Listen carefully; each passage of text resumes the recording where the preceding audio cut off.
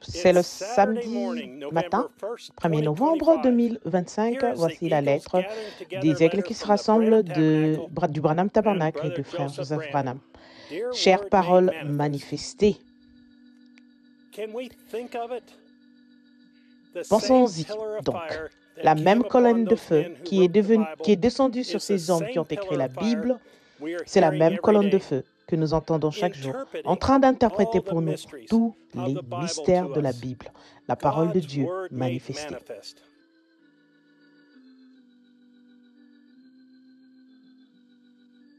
Dieu s'est dévoilé dans ses prophètes longtemps pour leur prononcer ses paroles. C'est ce qu'il avait fait à cette époque-là. Mais dans notre jour, notre prophète, William Marion Branham, était la parole vivante pour les gens voilés par la colonne de feu. L'onction est une personne. Le mot Christ veut dire quelqu'un qui est oint. Voyez-vous, le oint. Alors, Moïse était Christ à son époque. Il était le oint. Jérémie était Christ à son époque, avec une portion de la parole pour ce jour-là. Dieu interprète sa propre parole. Frère Branham les a prononcés. Dieu les a interprétés. Il avait la parole, non pas un groupe. William Marion Branham, Dieu a pris un seul homme. Il ne peut pas prendre deux ou trois pensées différentes avec des opinions différentes. Il prend un seul homme et il est devenu la parole vivante de Dieu, voilée derrière une chair humaine. Nous ne sommes plus derrière ce voile, petits enfants. Dieu est exposé à la vue de vous tous. Le vieux voile de la dénomination et de la tradition qui couvrait la parole de Dieu a été déchiré pour qu'elle puisse être manifestée.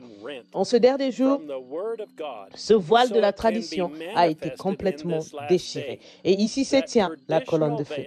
Il est ici en train de manifester la parole de ce jour-ci. Le voile est déchiré. Observez ces bandes comme elles se sont enchaînées. Observez chacune comme tout cela devient de plus en plus clair. Si vous avez des oreilles pour entendre, voyez-vous des yeux pour voir. C'est ce qui aveugle encore les gens aujourd'hui.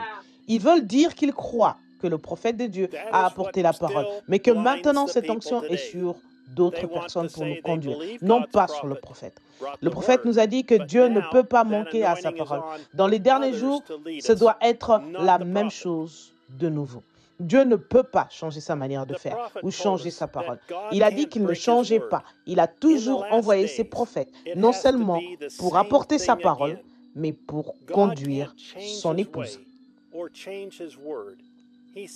Comme ça a été le cas dans tous les âges, la divinité voilée dans une chair humaine. Remarquez, c'est ce qu'il a fait. Les prophètes, c'était la divinité voilée. Ils étaient la parole de Dieu. Pas vrai? Voilés dans une chair humaine. Alors, ils n'ont pas fait attention à notre Moïse non plus. Voyez-vous, Jésus. Alors, pour nous, ce n'est pas seulement une parole écrite, c'est une réalité. Nous sommes en lui. Maintenant, nous en bénéficions. Maintenant, nous le contemplons. Maintenant, nous le voyons. La parole, il se manifeste. Alors, nous devenons une partie de lui. Nous sommes le voile qui le couvre. Nous sommes une partie de lui, pourvu que Christ soit en vous, comme Christ était de Dieu. Nous sommes le temple de Christ derrière le voile de notre peau humaine. Nous sommes des épîtres écrites, la parole écrite. Nous sommes la parole qui a été écrite, manifestée. Et quand vous voyez la parole manifestée, vous voyez le Père, Dieu, parce que la parole est le Père.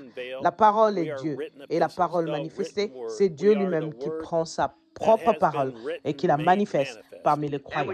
Il n'y a que les croyants qui peuvent la faire vivre, uniquement les croyants. Dieu, voilé dans une chair humaine, qui prononce et nous révèle sa parole jour après jour. Dieu dans une chair humaine, qui vit en chacun de nous. Frère Joseph Branham. Le message de Dieu dévoilé, prêché le 14 juin 1964 au matin. Heure midi, heure de Jeffersonville. N'oubliez pas que nous passerons à l'heure normale de l'Est. J'espère que vous comprendrez ça et que vous pourrez prendre Juste une petite explication concernant le changement d'heure. En automne, aux États-Unis, l'heure recule d'une heure. L'Église commencera donc essentiellement une heure plus tôt en ligne. Et j'espère que vous comprendrez cela et que vous pourrez trouver l'heure exacte dans votre pays. Et depuis le backslide of the desert, le revers du désert, que Dieu vous bénisse et shalom.